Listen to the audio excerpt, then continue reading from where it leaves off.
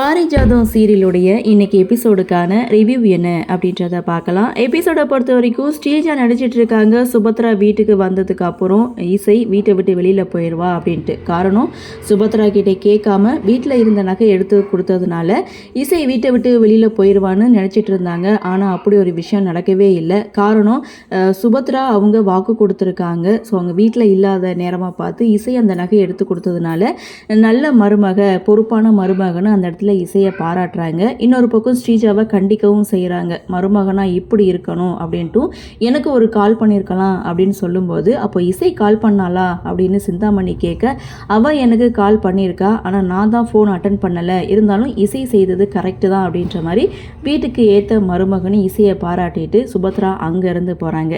அப்படியே சீனை கட் பண்ணால் அசோக், வர்ஷினி இவங்களுடைய நிச்சயதார்த்த டேட்டை வந்து ஃபிக்ஸ் பண்ணுறாங்க. இது வர்ஷினிக்கு வருத்தமாக தான் இருக்குது. இருந்தாலும் அந்த இடத்துல அவங்களுடைய விருப்பத்தை சொல்லவே முடியலை. ஸோ ராகவ் என்ன நினைக்கிறாங்க, வர்ஷினி எனக்கானவ, அவளை யாருக்கும் விட்டு கொடுக்க முடியாதுன்னு ஒரு முடிவு எடுத்து வர்ஷினியை கூட்டிகிட்டு கோவிலுக்கு போகிறாங்க. கோவிலுக்கு போனதுக்கு அப்புறம் தான் தெரியுது இங்கே வர்ஷினியை கூட்டிகிட்டு வந்ததுக்கான காரணம். ராகவ் வர்ஷினி கிட்ட வந்து சொல்கிறாங்க, ஸோ இன்றைக்கே நம்மளுடைய கல்யாணம், அதுவும் இந்த கோவிலில் கல்யாணம் அப்படின்னு சொல்லி அந்த கோவில்லையே கல்யாண ஏற்பாடுகள்லாம் செய்கிறாங்க ராகவ்.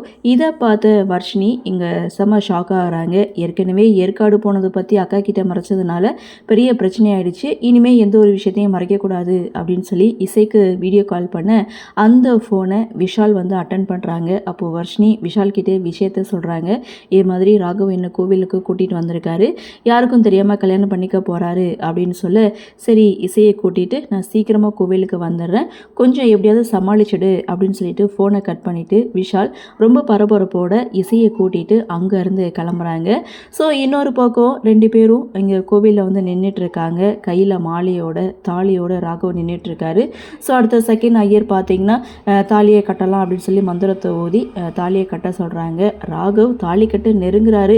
வர்ஷினிக்கு என்ன பண்ணுறதுன்னு ஒன்றுமே புரியலை. கோவிலுக்கு வந்து விஷாலும் இசையும் ஒவ்வொரு பக்கமும் தேடிட்டு இருக்காங்க. கரெக்டாக தாலி கட்ட போகிற நேரத்தில் விஷால் இங்கே ராகவையும் வர்ஷினியும் பார்க்குறாங்க. அதை இசைக்கிட்ட சொல்கிறாங்க. இவங்க தடுப்பாங்களா மாட்டாங்களா அப்படின்ற எதிர்பார்ப்போட எபிசோடை முடிச்சிட்டாங்க. ஸோ இசை இந்த கல்யாணத்தை தடுத்து நிறுத்துவாங்களா, இல்லை இவங்களோட கல்யாணம் நடந்து முடிஞ்சிருமா அப்படின்னு தெரியலை.